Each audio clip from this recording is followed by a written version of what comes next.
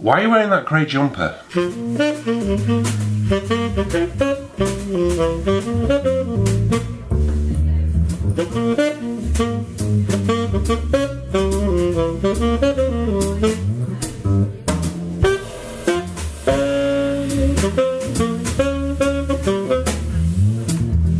Yay, he's back.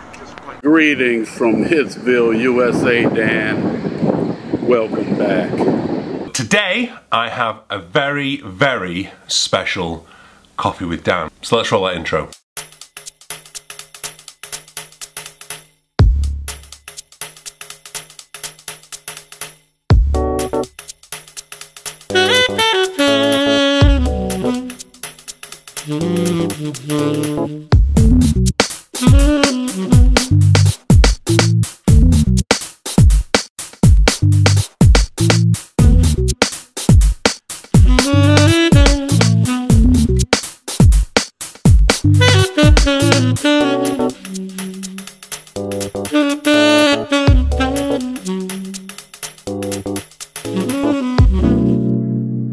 So please welcome my Coffee with Dan guest for today, Dan.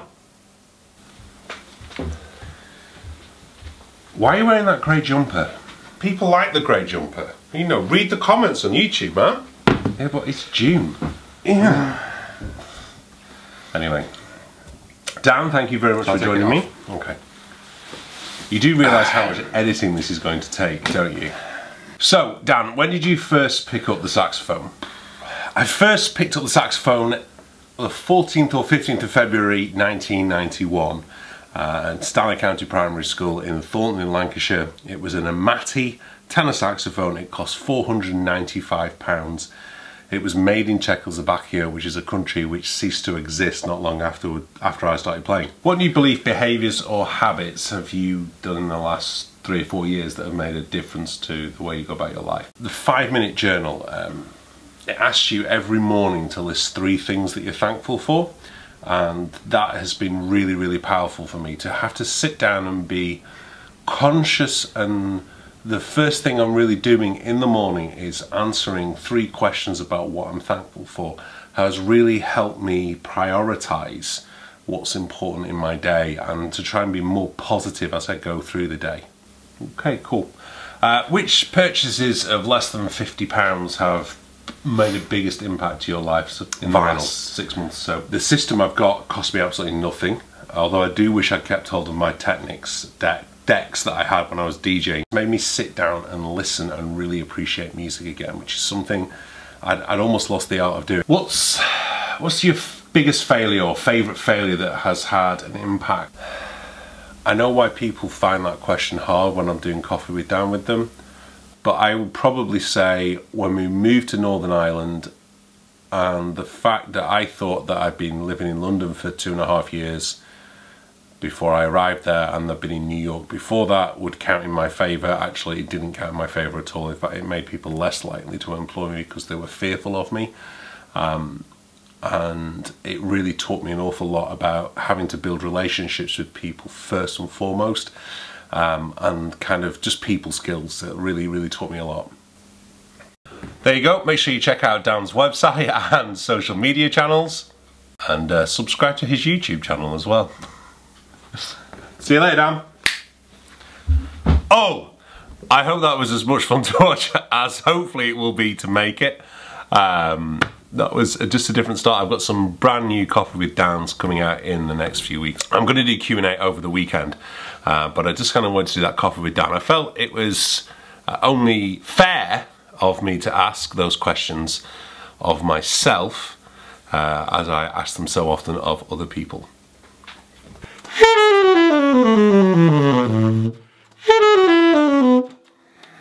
So one of the things that has been happening, which has been really good your volume's on, is we've had some pretty amazing weather in the UK, but the aircon on my Honda Civic has packed up, so I thought there would be a really easy, cheap solution to it. Now, I got my Honda Civic because of Honda's supposed bulletproof reliability, which, I mean, I owned a BMW before this, which was great up to 120,000 miles, and then it started costing me an awful lot of money. I thought I'd go for a Honda because it'll be bulletproof reliable, it will always work.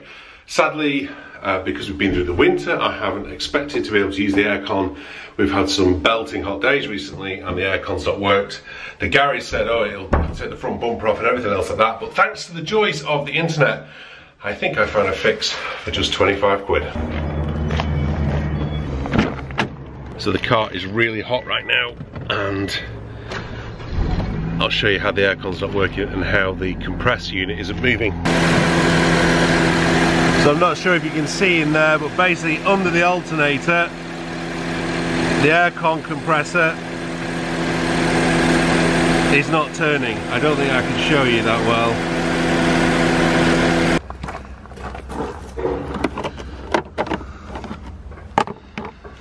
So this one is apparently the offending relay. The top one is the one that is in the car. This is this replacement one.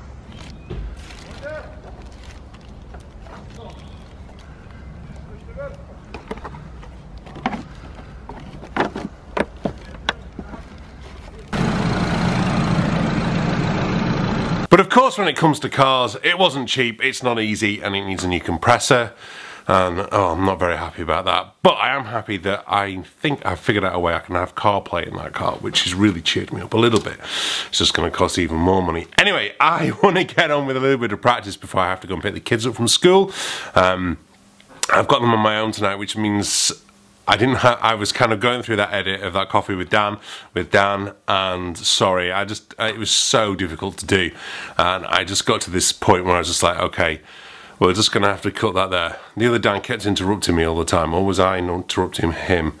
Anyway, I hope it was a little bit useful. Like I say, Q&A vlog coming up, so please do hit me with some more questions, either in the comments below or via Twitter and Facebook. I'm just going to finish off today with a little bit of practice. Now, you know I'm not a great advocate of books because I think sometimes we get delved too far into books and we don't do it. But if you have the attention span of a gnat like I do, or you're easily demotivated, I do find books are great sources of ideas.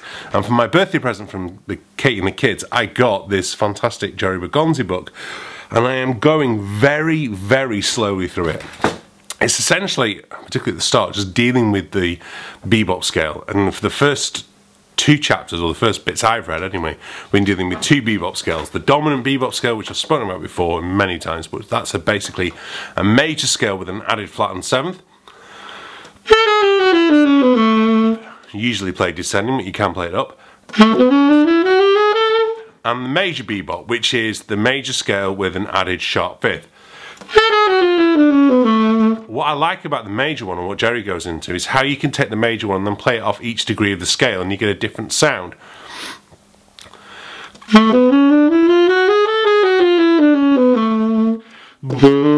Let's go down because we're running out of notes otherwise.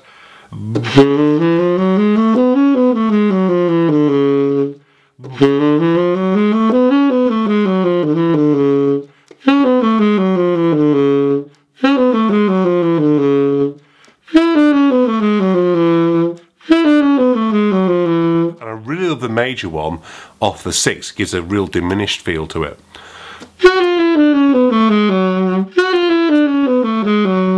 You've also got the possibility of playing the dominant bebop scale over a melodic minor.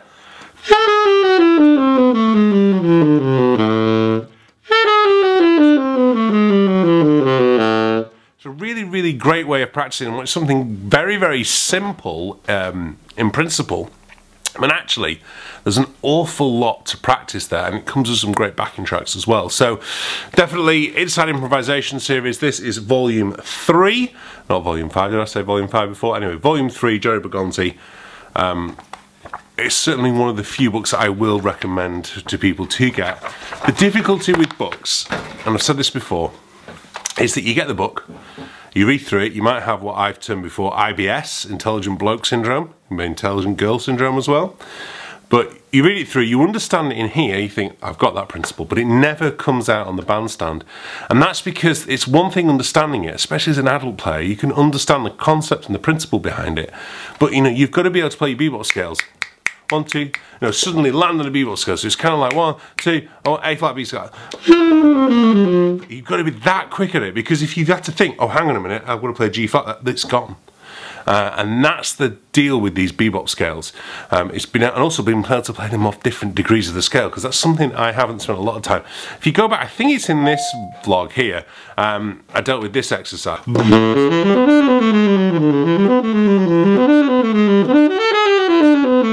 That's a great way of getting around. Anyway, that's all stuff for another vlog.